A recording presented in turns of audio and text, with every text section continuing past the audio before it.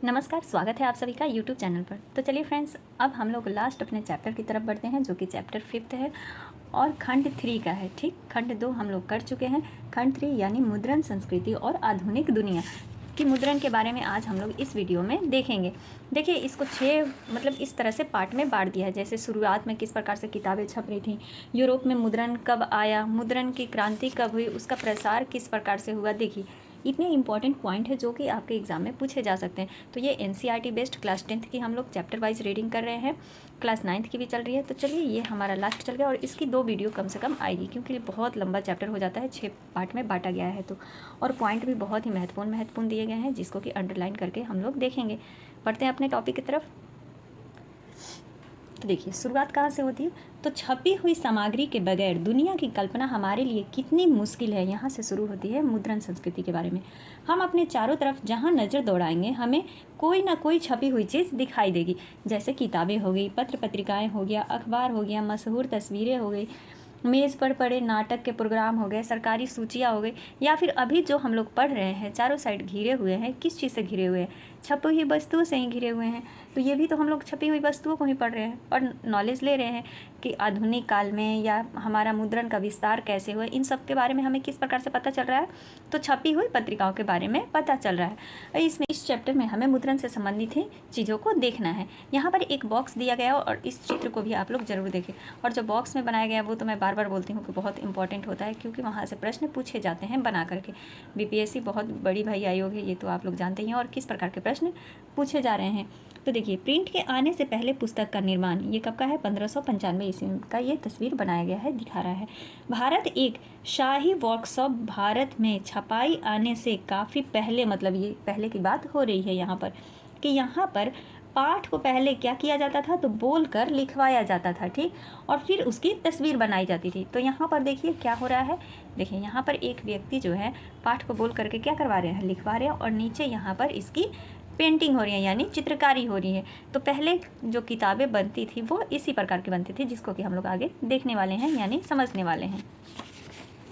अब पहला जो पॉइंट हमारा आता है कि शुरुआती छपी किताबें, यानी पहले जो किताबें छप चुकी हैं वो कैसी थी। तो देखिए, मुद्रण की सबसे पहली तकनीक कहाँ पर विकसित हुई? तो चीन, जापान और कोरिया में विकसित हुई। ये प्रश्न यहाँ से बन सकता है ना कि मुद्रण की सबसे पहली तकनीक कहाँ पर विकसित हुई है। तो तीनों नाम याद रखिए, चीन, जापान और कोरिया में।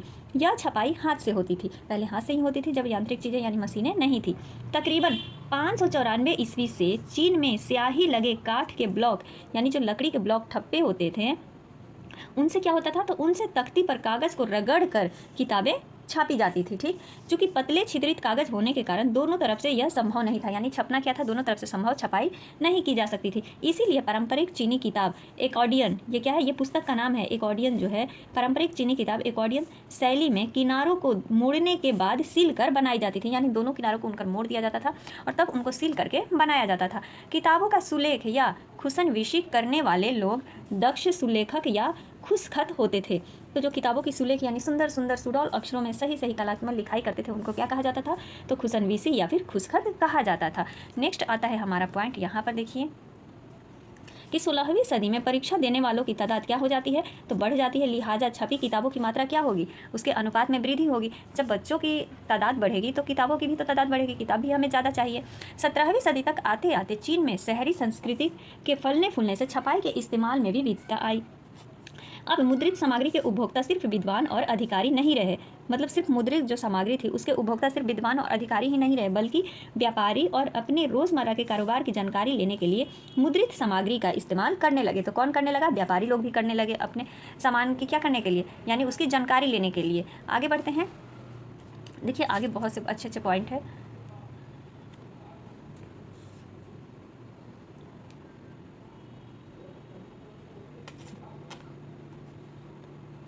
अब आते हैं यहाँ पर कि पश्चिमी शैली के स्कूलों की ज़रूरतों को पूरा करने वाला संघाई प्रिंट संस्कृति का नया केंद्र बन गया। तो कौन बन गया नया केंद्र? तो संघाई प्रिंट संस्कृति का नया केंद्र बन गया। कहाँ पर? तो पश्चिमी शैली के स्कूलों की ज़रूरतों को पूरा करने के लिए। अब आते हैं हमारा अगला है जापान में मुद्रण।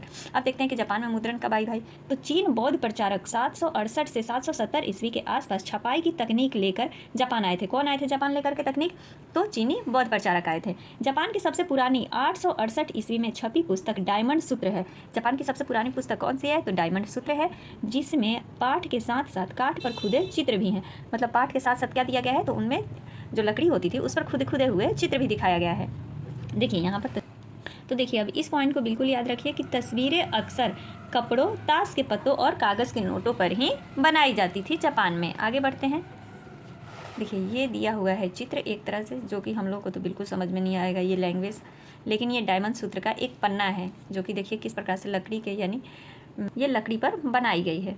ठीक, अब देखिए 18वीं सदी के अंत में एदो यानी बाद में जिसे तोक्यो के नाम से जाना गया के शहरी इलाके की चित्रकारी में शालीन शहरी संस्कृति का पता मिलता है। तो किस संस्कृति का पता मिलता है? तो शहरी संस्कृति का पता मिलता है, जिसमें हम चाय घर के मजमों, कलाकारों और तवाइफों को देख सकते हैं। हाथ से मुद्रित तरह तरह की सामग्री होती थी, जैसे महिलाओं, संगीत के साज सज्जे, हिसाब किताब, चाय अनुष्ठान, फूल साजी, शिष्टाचार और रसोई पर लिखी किताबें। ये पुस्तकालय एवं दुकानें अटी पड़ी थी। मतलब इन सभी से क्या था? तो पुस्तकालय और दुकानें जो थी वो भरी पड़ी थी। अब इसको देखिए, 13वीं शताब्दी के मध्य में त्रिपिटिका कोरियाना वुड ब्लॉक से मुद्रण के रूप में बौद्ध ग्रंथों का कोरियाई संग्रह है।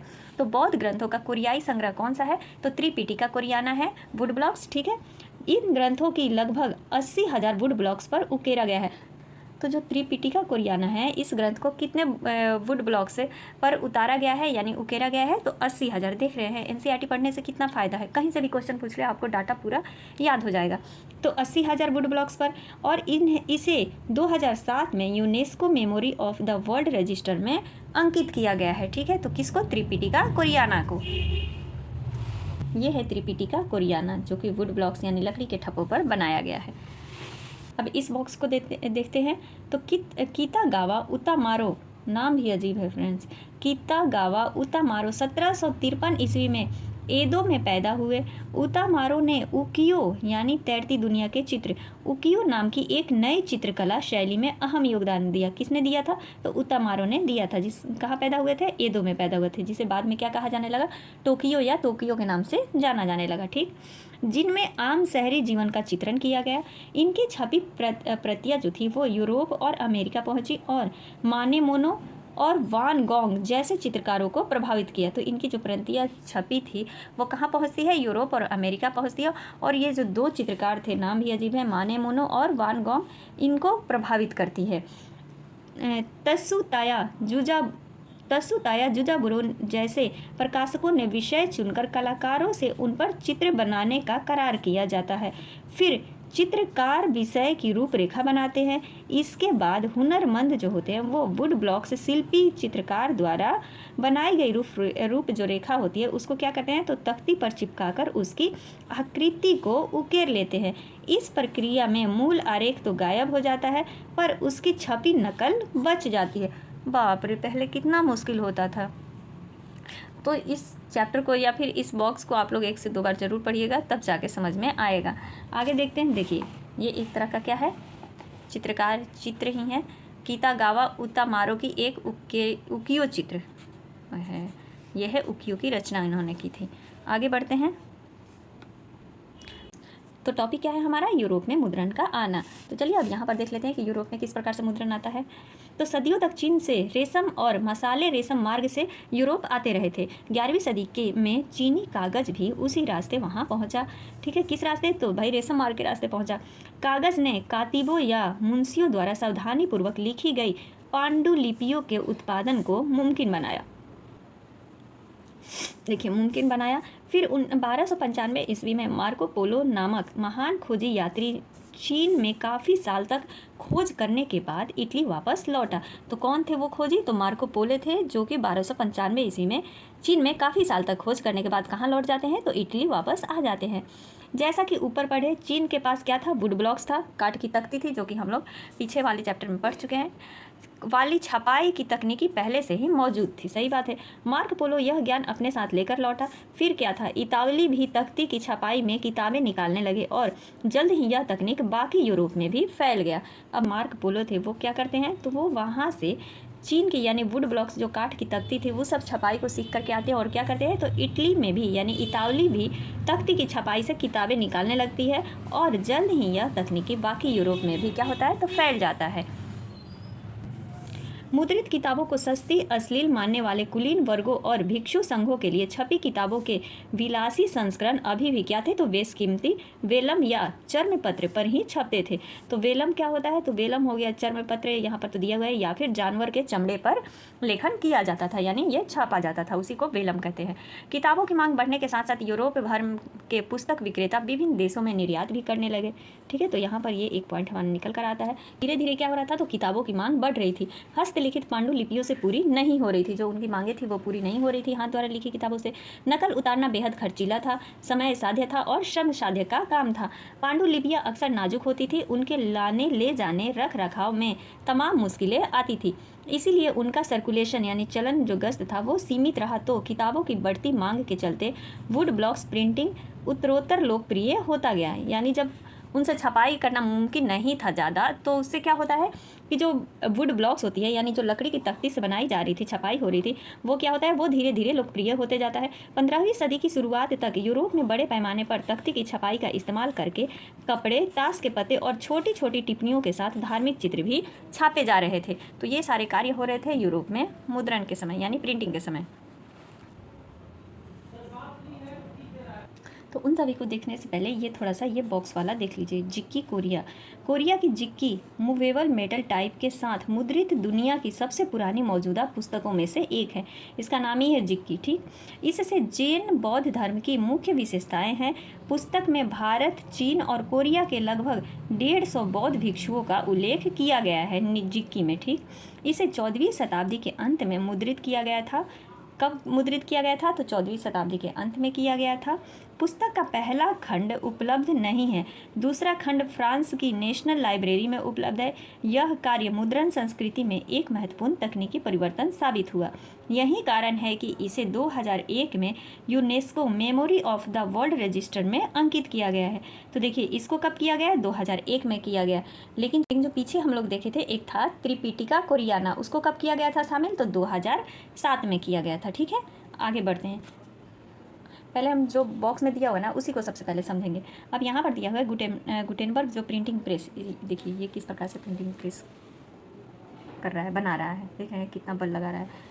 तो यहाँ पर ये देख लेते हैं हम लोग। स्क्रू से लगा लंबा हैंडल देखें, देखिए स्क्रू से लगा लंबा हैंडल देखें, एक मिनट, ये देखिए लंबा हैंडल, देखिए इसकी मदद से स्क्रू घुमाकर प्लाटिन को गीले कागज़ पर दबा दिया जाता था। गुटेनबर्ग ने रोमन वर्णमाला का तमाम 26 अक्षरों के लिए टाइप बनाए। देखिए कितना बनाया ये गुटेनबर्ग, कितना दिमाग का तेज था भाई, कि इसने रोमन वर्णमाला के तमाम 26 अक्षरों के लिए टाइप बनाए और जुगत लगाई कि इन्हें इधर उधर मूव कराकर या घुमाकर शब्द बनाए जा सके। लिहाजा इसे मूवेबल टाइपिंग प्रिंटिंग मशीन के नाम से जाना गया। किस नाम से जाना गया, तो मूवेबल टाइप प्रिंटिंग मशीन के नाम से जाना गया, जिसको किसने बनाया था, गुटेनबर्ग ने बनाया था, जाना गया। यहीं अगले 300 सालों तक छपाई की बुनियादी तकनीक रही। ठीक है, तो कितने सालों तक, तो 300 सालों तक रही। हर छपाई के लिए तख्ती पर खास आकार उकेरने की पुरानी तकनीक की तुलना में अब किताबों का इस तरह छापना निहायत क्या हो गया, तो तेज हो गया।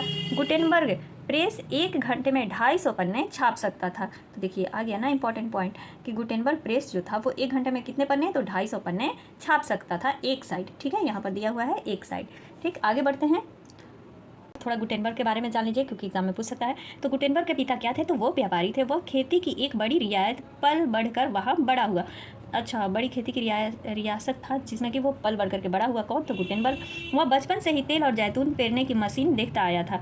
बाद में उसने पत्थर पर पॉलिश करने की कला सीखी, फिर सुनारी, और अंत में उसने शीशे की इच्छित आकृतियों में गढ़ने में महारत हासिल कर ली। यानी शीशे से वो अपनी इच्छा के अनुसार आकृति गढ़ने लगा। अपने ज्ञान का अनुभव उसने अपने नए आविष्कार में किया। जैतून प्रेस ही प्रिंटिंग प्रेस का मॉडल था, यानी आदर्श बना, और सांचे का उपयोग अक्षरों की धातुई आकृतियों को गढ़ने के लिए किया गया। गुटेनबर्ग ने 1448 तक अपना यह यंत्र क्या किया, मुकम्मल कर लिया था, यानी बना लिया था। उसने जो पहली किताब छापी वह थी बाइबल। तो गुटेनबर्ग ने पहली किताब कौन सी छापी थी, तो बाइबल छापी थी। तकरीबन 180 प्रतियां जो थी बनाने में उसे कितने साल लग गए थे, तो 3 साल लगे थे, जो उस समय के हिसाब से काफ़ी तेज़ था। बाप रे, आजकल तो फटाफट बन जाएगा यूँ चुटकियों में। और उस समय कितने लगे थे साल उसको, तो 3 साल लगे थे। तो यहाँ से ये सारे डाटा आप लोगों को याद रखने होंगे। अब ये पॉइंट समझिए कि करीब 100 साल के दरमियान 1450 से 1550 यूरोप के ज़्यादातर देशों में छापे खाने लग गए थे। जर्मनी के प्रिंटर या मुद्रक दूसरे देश जा करके नए छापे खाने खुलवाया करते थे। छपाई खानों की संख्या में वृद्धि के साथ साथ पुस्तक उत्पादन में कमाल की बढ़ोतरी हुई। 15वीं सदी के दूसरे हिस्से में यूरोप के बाजार में 2 करोड़ मुद्रित किताबें आई। कब आई, तो 15वीं सदी में। ये याद रखिए, 15वीं सदी में 2 करोड़ आई। यह संख्या 16वीं सदी में कितनी बढ़ जाती है, तो 20 करोड़ हो जाती है। हाथ की छपाई की जगह यांत्रिक मुद्रण आने पर ही मुद्रण क्रांति संभव हुई। हाथ की छपाई से आदमी कितना छाप पाता, लेकिन यह कब संभव हुआ मुद्रण क्रांति, तो जब यांत्रिक मुद्रण आया तब, यानी मशीनें जब आई। देखिए, अब ये इसको तो देखना बिल्कुल ना भूलें कि यूरोप की पहली छपी किताब गुटेनबर्ग की बाइबल से कुछ पन्ने हैं। यहाँ पर ये देखिए, ये बाइबल के कुछ पन्ने हैं जो कि गुटेनबर्ग ने छापे थे। इसको हम लोग देख लेते हैं। गुटेनबर्ग ने कुल 180 प्रंतियाँ छापी, जो कि अभी हम लोग देखे थे। उसे कितने साल लगे थे, तो 3 साल, पर उनमें से 50 ही बच पाई थी। आइए गुटेनबर्ग की बाइबल के इन पन्नों को ध्यान से देखते हैं। ये केवल नई तकनीक की ही देन नहीं थी। इन्हें गुटेनबर्ग प्रेस की धातुई टाइप से छापा जरूर गया था, पर इनके हाशिए पर कलाकारों ने हाथ से टीकाकारी और सुघड़ चित्रकारी की थी। कोई 2 प्रतियाँ एक जैसी नहीं थी, यानी कोई भी 2 पन्ना एक जैसा नहीं दिख रहा था। हर प्रति का पन्ना अलग था। जहाँ पहली नज़र में ही वे एक जैसे लगे भी गौर से तुलना करने पर फर्क पता चल जाता था।